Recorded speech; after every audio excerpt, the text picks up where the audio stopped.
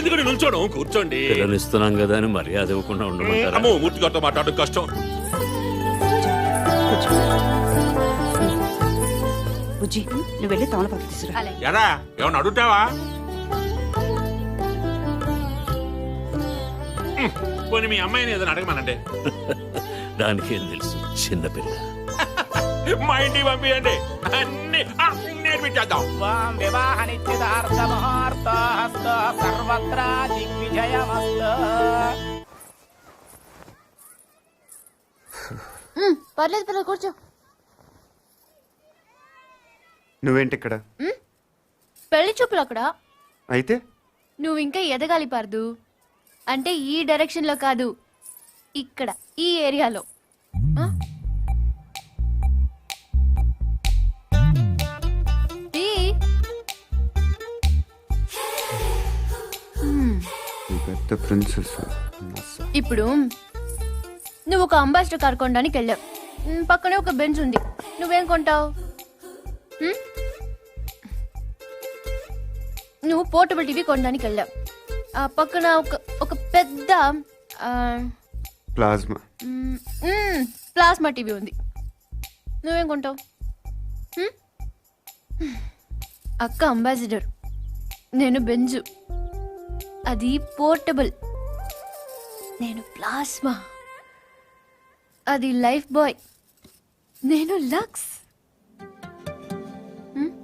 అందుకే నా అందం దానికి ప్రాబ్లం కాకూడదని ఇలా వచ్చాను.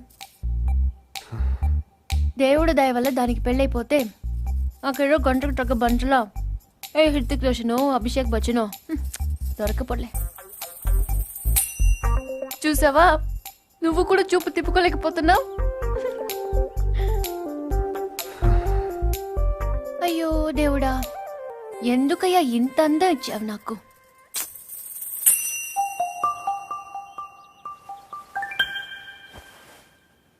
బాధపడకు పూరి.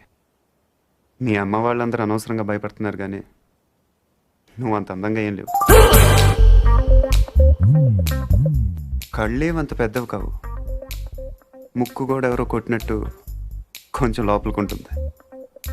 పెద్ద కలర్ కూడా కాదు కదా, ఇంకెందుకు భయపడటం? అంటే నేను అందంగా లేనా? వాళ్ళందరూ చెప్పటం వల్ల నీకు అలా అనిపిస్తుంది తప్ప.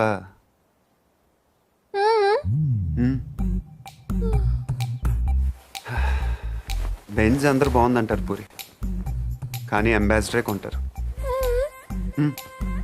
నా మాట నమ్ము, నువ్వు హ్యాపీగా కిందకి వెళ్ళిపో. ఎవడు బాగున్నా ఉంటాడు చూస్తాను. పార్దు, ఇంకొకసారి చూసి చెప్పు.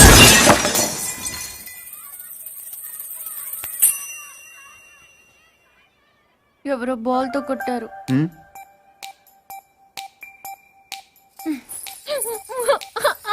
నెక్లెస్ ని జాగ్రత్త బీరోలో పెట్టు. ఏమైంది? ఏంటి? ఇడ్లీ బాగుంది, చట్నీ మాత్రం చాలా చండాలంగా ఉందని చెప్తుంది అక్క. ఓహో అది కాదా, కనీసం కార్పొడనే వచ్చారు సంతోషం అంటుంది. అది కూడా కాదా? ఊరుకో ఊరుకో, దాని బాధ ఇడ్లీల గురించి చట్నీల గురించి కాదు. రైట్? పైన మేడ మీద నేను చెప్తామ్మా, నేను చెప్తాగా.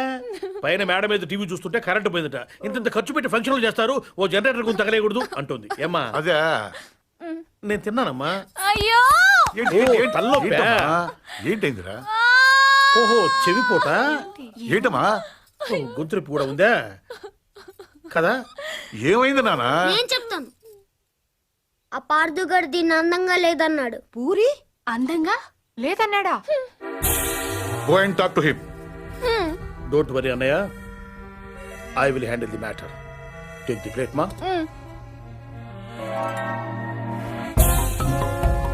పూరి అందంగా లేదా? ఏ వాళ్ళ అమ్మ అందంగా ఉందా? వాళ్ళ పిన్నులు అందంగా ఉన్నారా? మేము కళ్ళు మూసుకొని కాపరాలు చేయట్లా? చూడవేను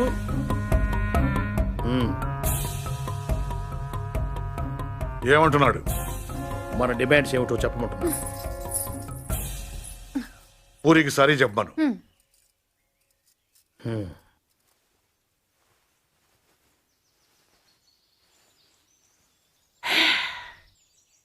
Say sorry to Puri.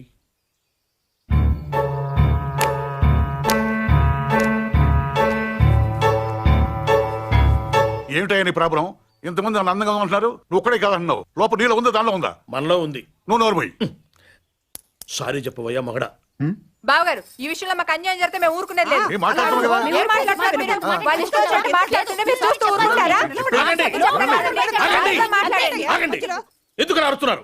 వాడు తెలివిగలవాడు కాబట్టి పెళ్ళవకుండానే ఆడవాడు అందంగా ఉండరు అని అర్థం చేసుకున్నాడు.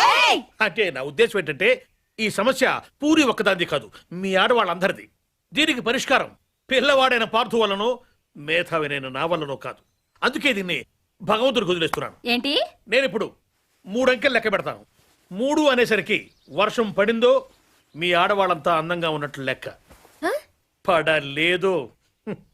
ఇది అన్యాయం అయ్యా. ఏదన్యాయం? మేము ఒప్పుకో. ఎందుకు ఒప్పుకోవు? వర్షం అంటే ఎక్కడో ఆకాశం నుంచి పడాలి, మరి 3 అంకెలు అంటే లేకపోతే 3 లక్షలు లెక్క పెట్టమంటావా ఏంటి?